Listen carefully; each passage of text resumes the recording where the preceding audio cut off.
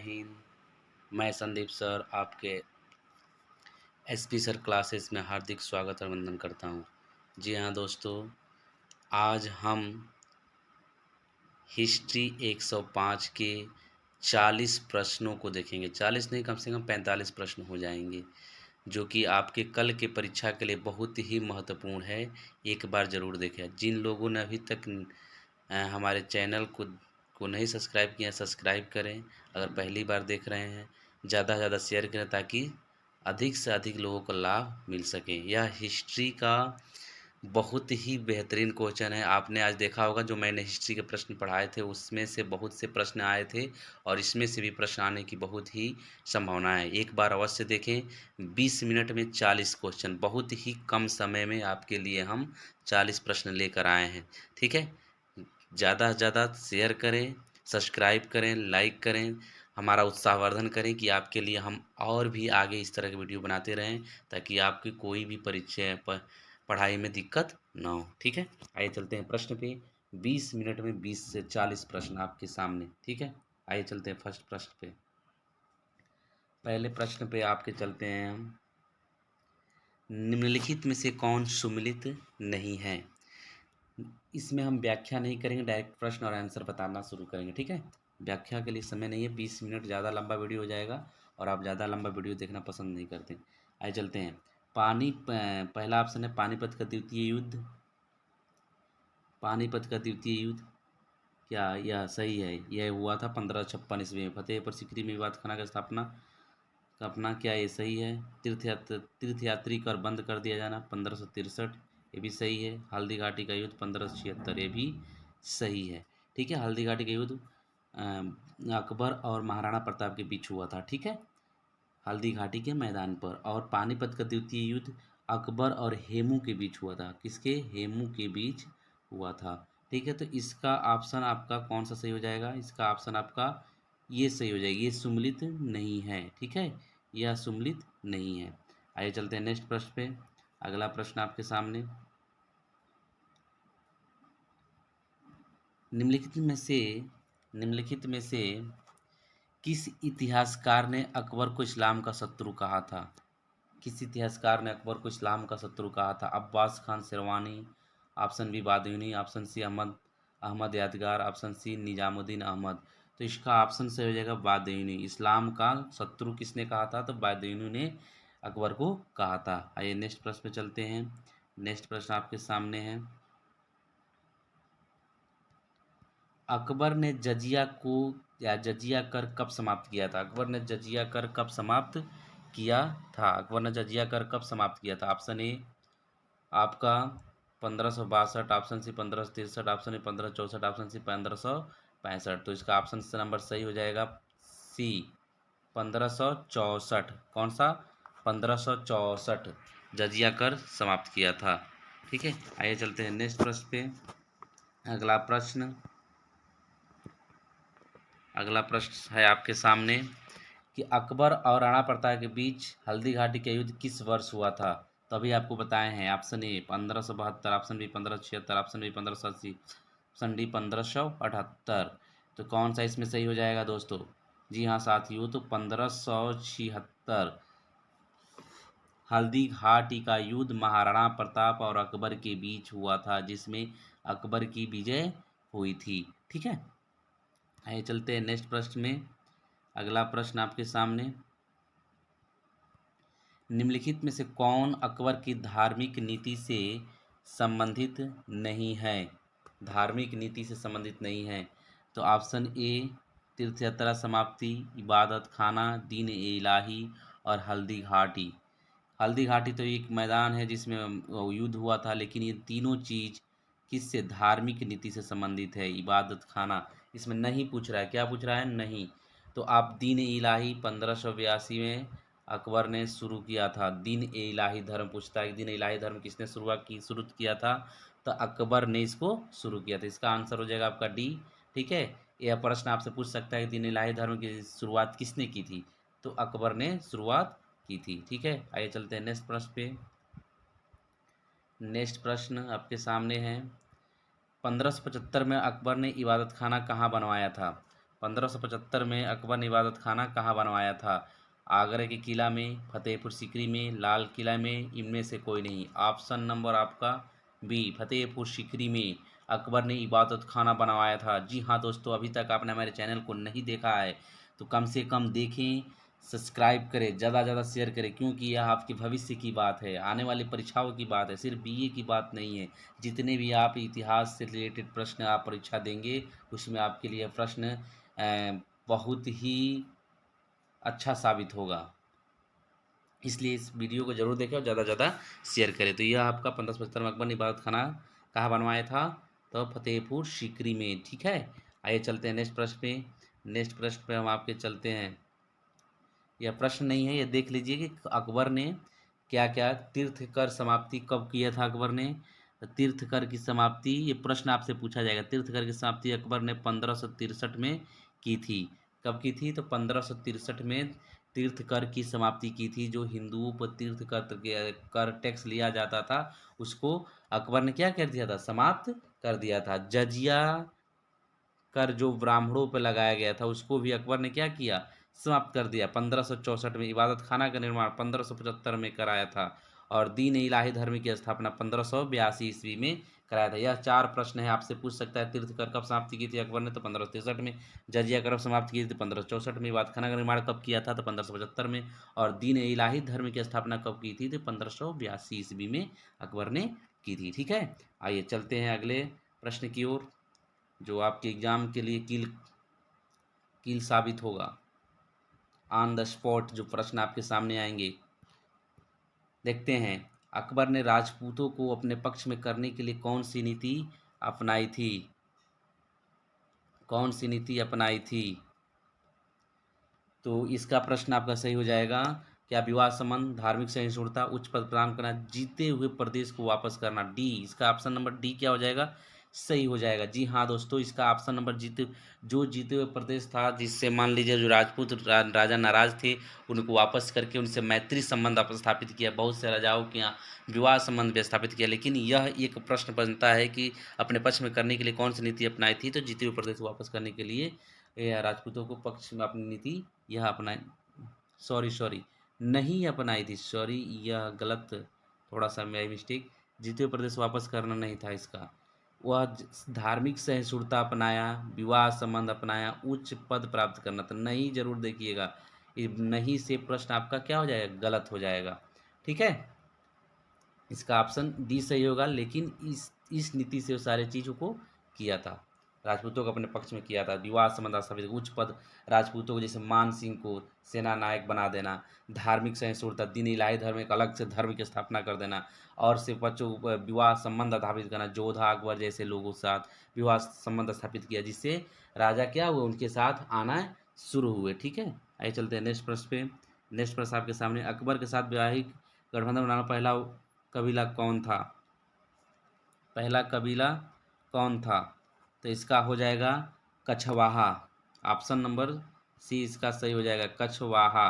कौन सा हो जाएगा? कछवाहा सही हो जाएगा। ठीक है, आइए चलते हैं नेक्स्ट प्रश्न पे। अकबर ने फतेहपुर सीकरी अकबर ने फतेहपुर सीकरी अकबर ने फतेहपुर सीकरी में इबादत खाना के विद्वानों के लिए खोला था। विद्वानों के लिए खोला था तो 1576 में। ठीक है, आइए चलते हैं नेक्स्ट प्रश्न पे।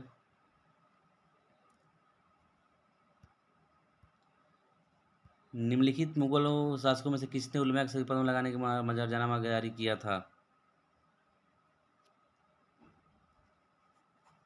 अकबर ने। किसने?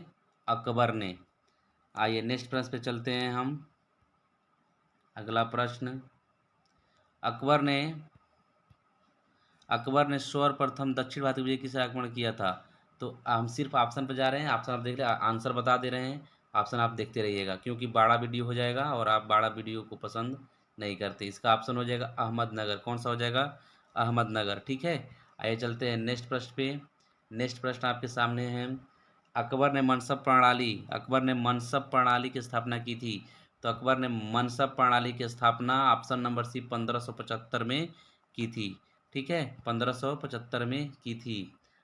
इसको देख, मनसबरी व्यवस्था आपके सामने आएगा, इसको एक बार देख लीजिए, 5 नंबर में लिखने के लिए भी आ सकता है। ठीक है, तो इसमें इसमें है आपका कि साम्राज्य विस्तार या शांति सुव्यवस्थित सुगठित सेना होना अत्यंत आवश्यक था। इसे दृष्टि अगमन में सैन्य व्यवस्था की अनेक त्रुटियों में सुधार किया। उसने 1573 में घोड़े को दागने की प्रथा प्रदान की, जिसने सेनापति अपने घोड़े न बदल सके अथवा एक घोड़े को दो प्रकार में प्रस्तुत कर सके।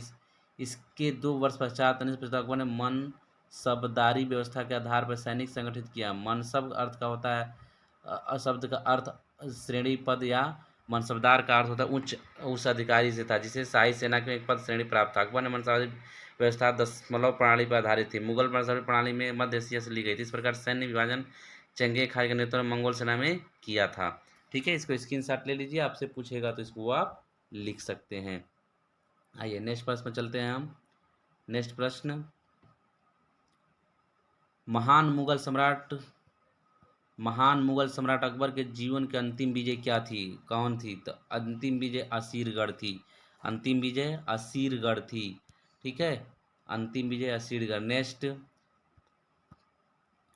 बुलंद दरवाजा अकबर के किन विजय के उपलक्ष्य में बनाया गया था? बुलंद दरवाजा अकबर के गुजरात विजय के उपलक्ष्य में बनाया गया था। बुलंद दरवाजा अकबर के गुजरात विजय 1574 में बनाया गया था। गुजरात विजय जब किया था तो अकबर, ये बहुत बार प्रश्न टेन में करता है और पूछता भी है। तो बुलंद दरवाजा किस विजय के उपलक्ष्य में बनाया गया था? तो गुजरात विजय के उपलक्ष्य में बनवाया गया था। नेक्स्ट प्रश्न आपका,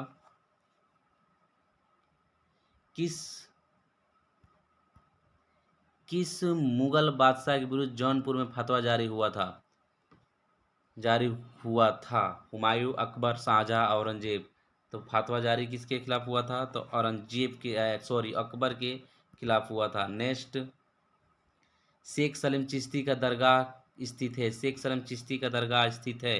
तो शेख सलीम चिश्ती का दरगाह कहाँ स्थित है? तो जी हाँ, फतेहपुर सीकरी में स्थित है।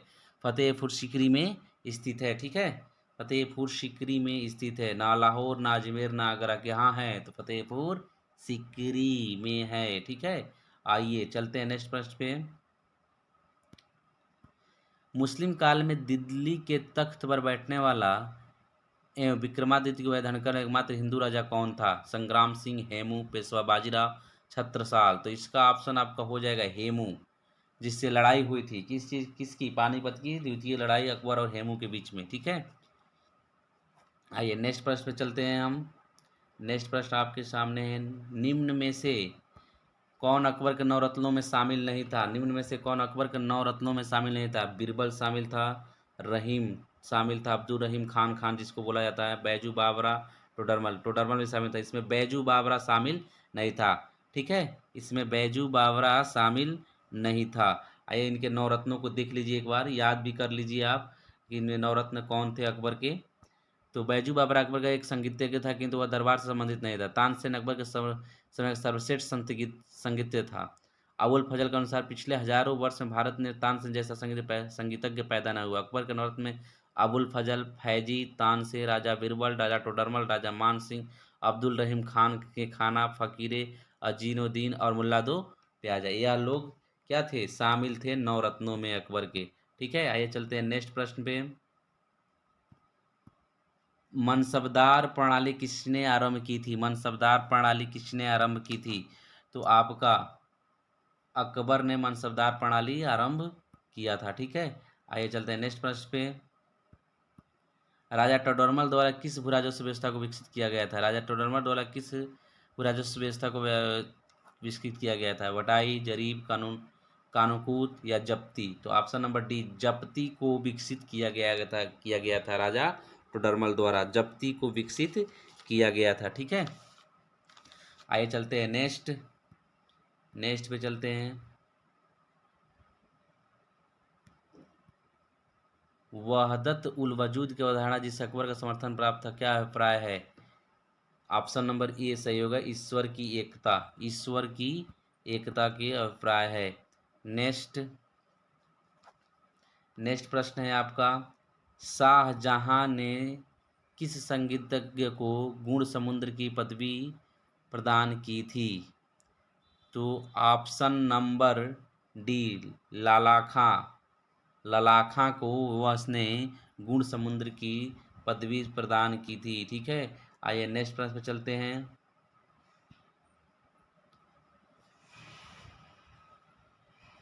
नेक्स्ट प्रश्न पे चलते हैं।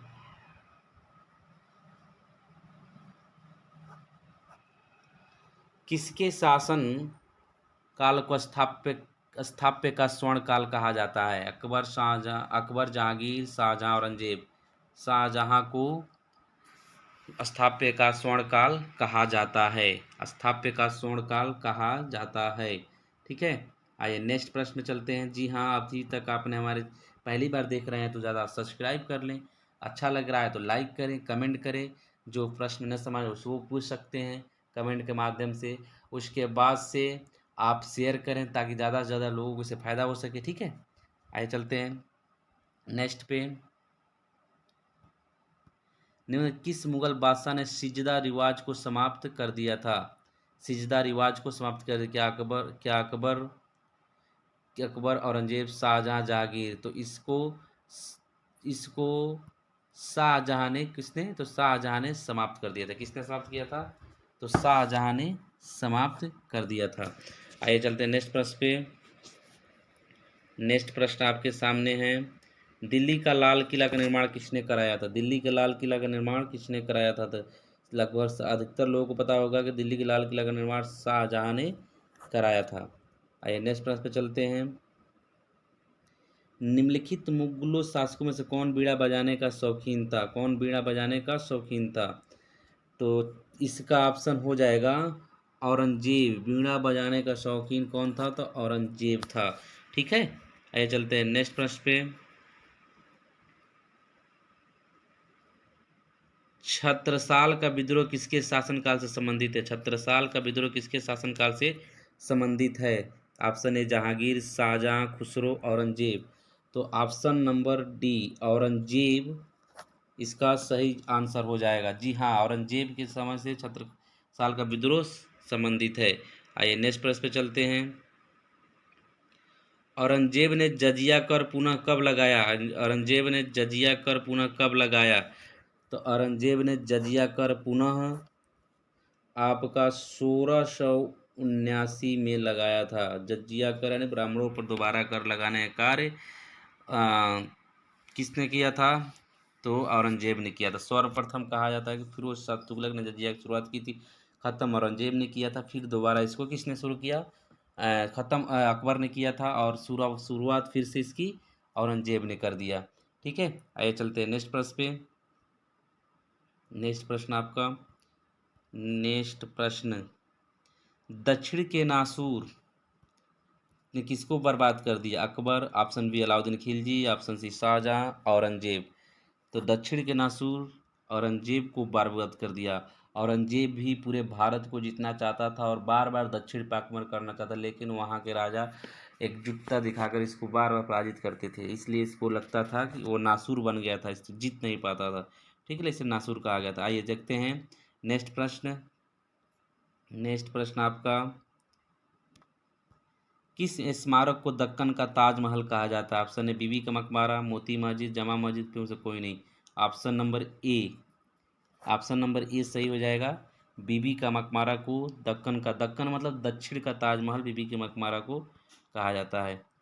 नेक्स्ट प्रश्न, मुगल काल में जब्त क्या था? मुगल काल में जब्त क्या था? तो मुगल काल में जब्त आपका जमीन जब्ती का हो जाना, जमीन की पैबाइश होना, कर या मुद्रा। तो ये ऑप्शन नंबर बी, जमीन की पैबाइश, जमीन की पैमाइश का होना। ठीक है, आइए चलते हैं नेक्स्ट प्रश्न पे। अधोलिखित में से कौन केंद्रीय प्रशासन का सर्वोच्च अधिकारी था? तो इसमें आपका वजीर, वकील, मीर बख्शी, मीर सामा। तो वकील इसमें क्या था? सर्वोच्च अधिकारी था। ठीक है, option number B, option number B इसका सही आ जाए। केंद्रीय प्रशासन का सर्वोच्च अधिकारी कौन था? तो वकील था। आइए चलते हैं नेक्स्ट प्रश्न पे। मुगल प्रशासन में कौन दरोगाए तोपखाना के नाम से प्रसिद्ध था? कौन दरोखाना के नाम से प्रसिद्ध था?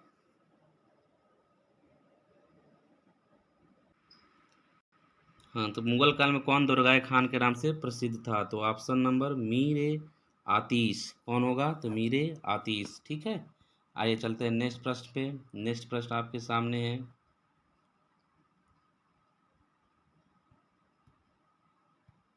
है। मुगल काल में गृह विभाग का प्रधान अधिकारी कौन होता था? ऑप्शन ए खाने समा, ऑप्शन बी वकील दर, ऑप्शन सी वाक्यानीस, ऑप्शन डी नाजिर वायतीतात। तो ऑप्शन नंबर इसका ए सही हो जाए, खाने समा।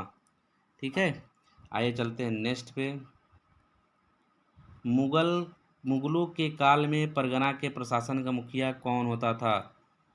तो मुगलों के काल में परगना के प्रशासन का मुखिया आमिल, पटदार, मुकद्दम या सिकदार कौन होता था? तो सिकदार होता था। कौन होता था? तो सिकदार होता था। ठीक है, आइए चलते हैं नेक्स्ट प्रश्न पे। नेक्स्ट प्रश्न, शिवाजी के राज्याभिषेक कहाँ और कब हुआ था? शिवाजी का राज्याभिषेक कहाँ और कब हुआ था? तो शिवाजी का राज्याभिषेक रायगढ़ 1674 में हुआ था। कब हुआ था? 1674 में। आपसे सन भी पूछेगा शिवाजी का राज्याभिषेक कब हुआ था? 1674 में। तो शिवाजी का राज्याभिषेक कहाँ हुआ था? तो रायगढ़ में हुआ था। ठीक है, तो इसका ऑप्शन नंबर डी सही हो जाएगा। ठीक है, आइए चलते हैं नेक्स्ट प्रश्न पे। नेक्स्ट प्रश्न साजिए, मराठा शक्ति के संस्थापक शिवाजी का जन्म हुआ था, कहाँ हुआ था? तो जन्म इनका सिवनेर दुर्ग में हुआ था। कहाँ हुआ था? सिवनेर दुर्ग में हुआ था। शिवाजी का जन्म सिवनेर दुर्ग में हुआ था। आइए नेक्स्ट प्रश्न पे चलते हैं। यह प्रश्न बहुत बार पूछता है। पुरंदर की संधि 1665 में किसके बीच हुई थी? पुरंदर की संधि किसके बीच हुई थी? तो शिवाजी औरंगजेब, शिवाजी जयसिंह, शिवाजी शाइस्ता खां, शिवाजी अफजल खान। तो इसका ऑप्शन नंबर बी सही हो जाएगा, शिवाजी जयसिंह। किसके? शिवाजी जयसिंह। आइए चलते हैं नेक्स्ट प्रश्न पे। शिवाजी की राजधानी कहाँ थी? शिवाजी की राजधानी कहाँ थी? जी हाँ, शिवाजी की राजधानी क्या राजापुर, क्या राजगंज, या रायगढ़, या रायसमंद? तो ऑप्शन नंबर सी इसका सही हो जाएगा, रायगढ़। शिवाजी की राजधानी रायगढ़ थी। नेक्स्ट प्रश्न, अष्टप्रधान किस राजा से संबंधित है? अष्टप्रधान आठ मंत्रियों का एक समूह था जिसे अष्टप्रधान कहा जाता था। यह शिवाजी के शासनकाल में संबंधित था। किस में संबंधित था? शिवाजी के शासनकाल में संबंधित था। आइए चलते हैं नेक्स्ट प्रश्न पे। बखर है इतिहास रचना के वर्णनात्मक साधन, गुप्तचरों की सूचना, राजकीय घोषणा। बखर है इति तो बखर इतिहास रचनात्मक, गुप्तचरों की सूचना, राजकीय घोषणा, विदेशी समाचार पत्र। तो इसका ऑप्शन नंबर ए सही हो जाएगा, इतिहास रचना के वर्णनात्मक साधन। यह मराठा साम्राज्य में इसकी सूचना मिलती है। ठीक है, आइए चलते हैं नेक्स्ट प्रश्न पे।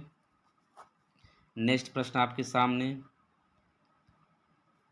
1761 में हुए पानीपत के तृतीय युद्ध में किन दो शक्तियों के बीच हुआ था? तो आपसे पूछेगा पानीपत का तृतीय युद्ध कब हुआ था? तो 1761 में हुआ था। पानीपत का युद्ध, तृतीय युद्ध कब हुआ था? तो 1761 में हुआ था। अब किसके बीच हुआ था? तो मराठे और अब्दाली के बीच में हुआ था, जिसमें अब्दाली विजय हुआ था और मराठों की हार हुई थी 1761 में। ये ऑप्शन नंबर इसका सी सही हो जाएगा। ठीक है, आइए चलते हैं आज का अंतिम प्रश्न। जी हाँ, आज का अंतिम प्रश्न, मोकासा किस प्रकार की दान थी? मुकासा किस प्रकार की दान थी? भूमि संबंधित, कर संबंधित, जीवन संबंधित। तो ऑप्शन नंबर ए इसमें सही हो जाएगा। कौन सा? तो भूमि संबंधित यह थी, दान थी। जी हाँ दोस्तों, आपको यह प्रश्न कैसा लगा? एक बार प्रश्न को अवश्य देखें। ठीक है, और अपनी फीडबैक मुझे कमेंट बॉक्स में ज़रूर दें कि आपको प्रश्न कैसा लगा। अगर अच्छा लगा तो आप कमेंट दें और ज़्यादा से ज़्यादा शेयर करें ताकि सभी लोगों को इसका फ़ायदा हो सके। अभी तक सब्सक्राइब नहीं किया तो सब्सक्राइब करें, लाइक करें, शेयर करें। धन्यवाद। जय हिंद, जय भारत। नमस्कार।